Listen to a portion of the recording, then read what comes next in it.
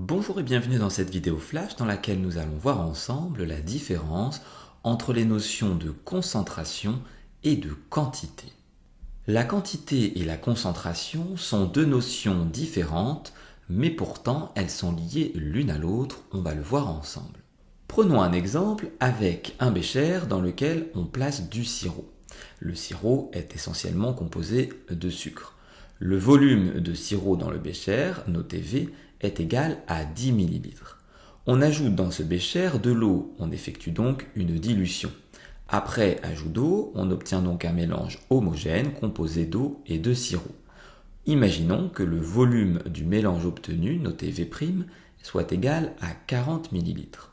Comparons maintenant les quantités et la concentration en sucre présents avant et après dilution.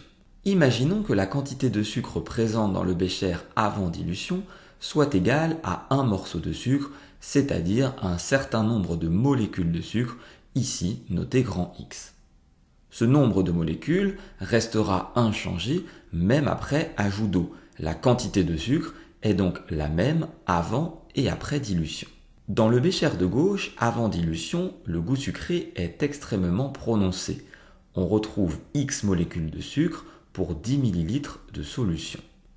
À droite, après dilution, le goût sucré est nettement moins prononcé. On retrouve cette fois-ci X molécules de sucre pour 40 ml de solution. La concentration en sucre n'est donc pas la même avant et après la dilution. Comme bilan, il faut en fait retenir que la quantité d'entités dans un échantillon est égale à ce nombre d'entités dans l'échantillon.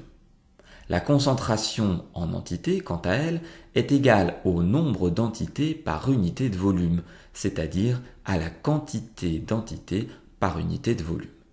Cette vidéo est maintenant terminée, j'espère qu'elle a été claire. N'hésitez pas à vous abonner à ma chaîne YouTube et je vous dis à très bientôt pour de nouvelles vidéos.